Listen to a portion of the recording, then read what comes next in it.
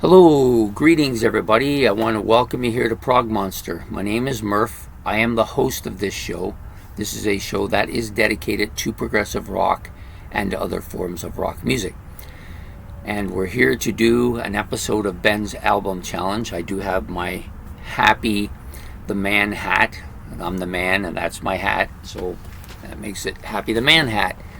So anyways, the album well, before we get too far in it. So what Ben usually does is he picks out an album that he particularly likes and he gives it to me, and I basically listen to it and kind of review it a bit. I don't go to quite the depth that I normally do on look back at a classic rock album or even on what's new.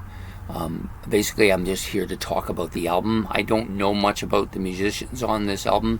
I purposely do that. I don't really want to know. I'm trying to get I don't want to know who played it really too much or see too much of the album or anything. I just basically want to listen to the album and get an honest opinion of how I feel about it, regardless of who's on in the album or not. Sometimes that's unavoidable. Sometimes you do know the album and you do know the people on it, so you can't avoid that. But generally speaking, that's what I try to do on this particular episode. So this is an episode that comes out bi-weekly. So every second week we get an episode of this.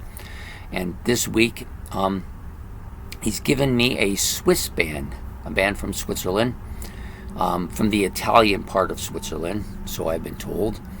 And because, for those of you who don't know, Switzerland has basically four national languages: Swiss, German, French, and I believe there's another dialect of Swiss that is in there as well. But anyways, so this band basically comes from that Italian part of Switzerland. The band is called Rumple Stiltskin Comune. The album is called Wrong from the Beginning, which was released in 1977. So basically, I listened to this album while I was doing some other stuff the first time, and I thought to myself, I find this disconnected and disjointed. But then I sat down one night and I actually sat there and listened to the entire album without any kind of distraction.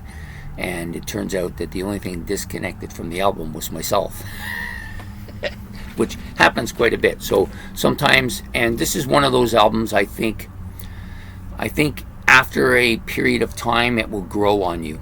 It's very, very similar in a lot of areas to what Gentle Giant was like for me.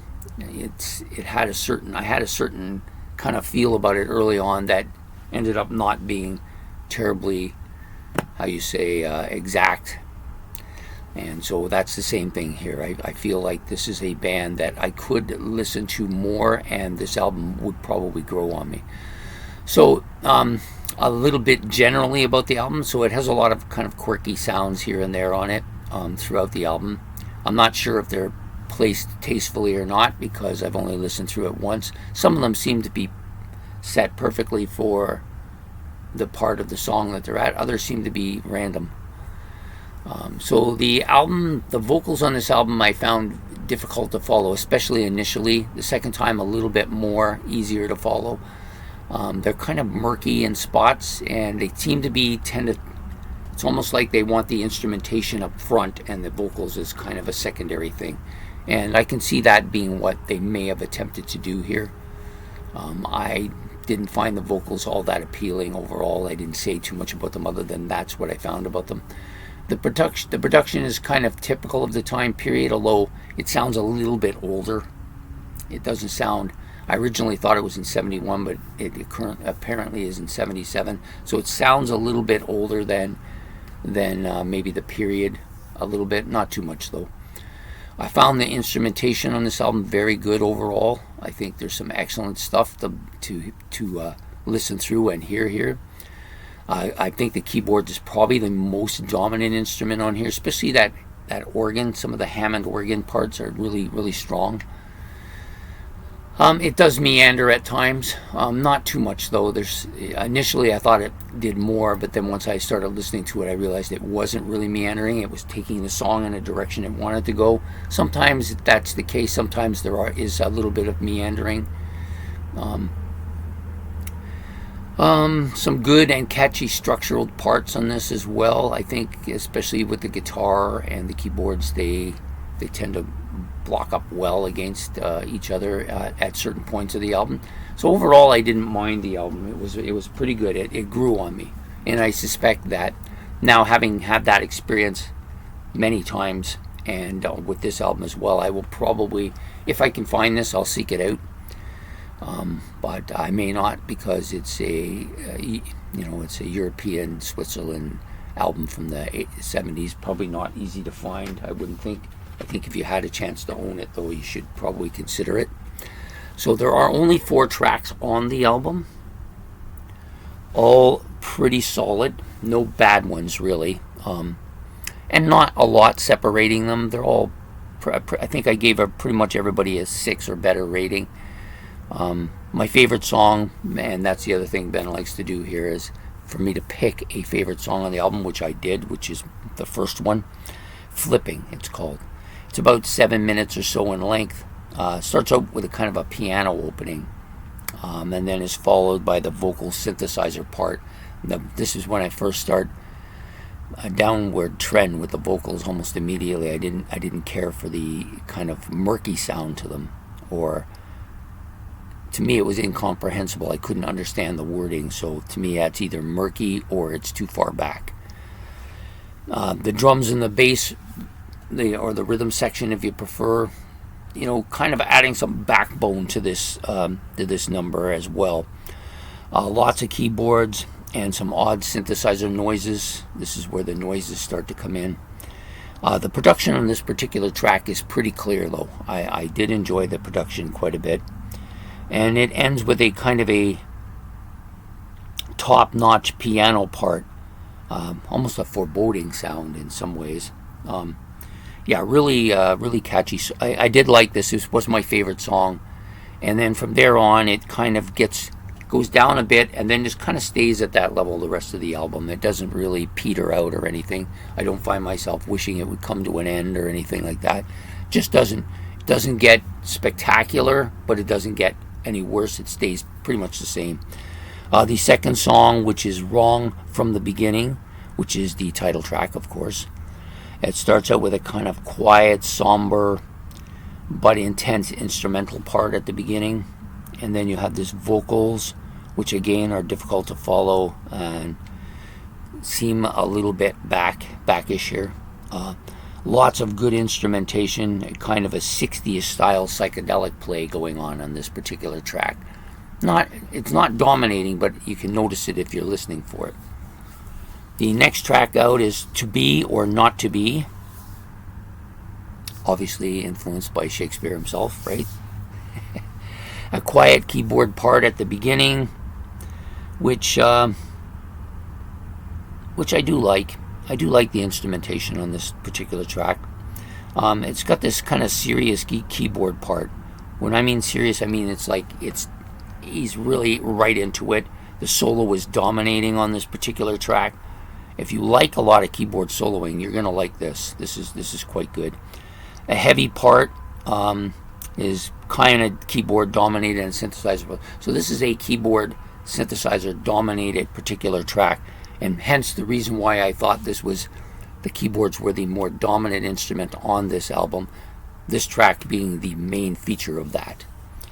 The next and last track, Closed Boy, is also incidentally the longest track. So you've got a 7, a couple of 8s, and then you have an almost 10-minute song here to end the album.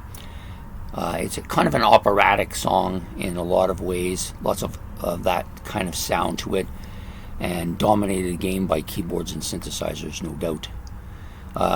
The heavy electric parts with the Hammond organ are pretty dominating as well.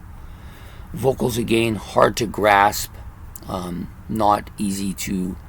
I think you'd have to I think this is maybe a headphones album where you have to listen intently.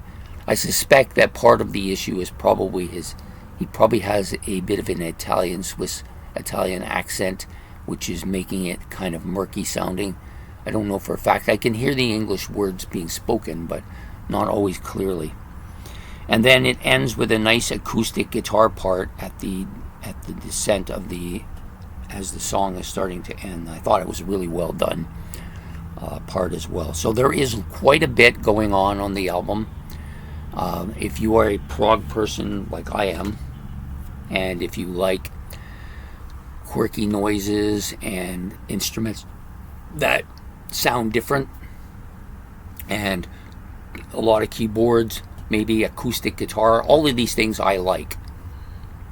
And used correctly, they can really make an album sound fantastic. I think this album, again, like so many progressive rock albums, especially from that time period, with the styles of this I would call this kind of a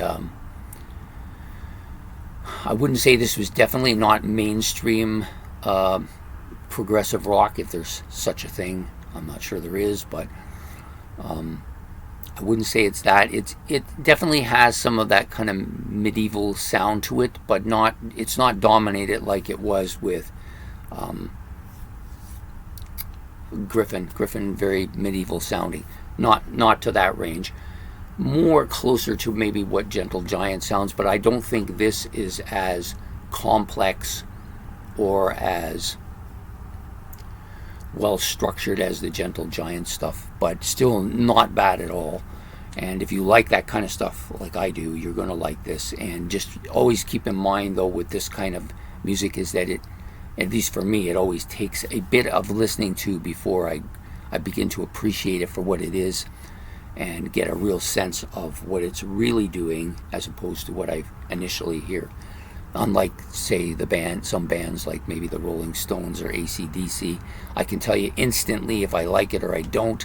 It doesn't really change that much over time. It's kind of a front-loaded, catchy stuff, and just after time it just fades because you've heard it so much, but it doesn't really grow on you like this kind of stuff does.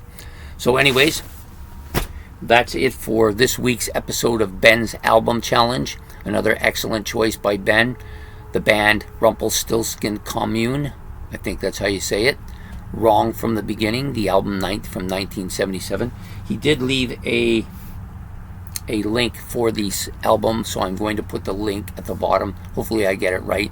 When it comes to computer stuff, as many of you know, I'm not exactly top notch, although I am getting quite a bit better, I have to admit. I have been getting some schooling on this, so I am learning, and so I'm going to attempt to put the link in the comment section below, and therefore if you wish, you can probably get a chance to do it. I hope I can get it in. Anyways, I hope you've enjoyed this episode. Please like and subscribe. Subscribe, sorry, and put the comments in the comment section below, and please don't forget to hit the notification bell so you don't miss the next episode. And have yourself a good day. Take care and goodbye.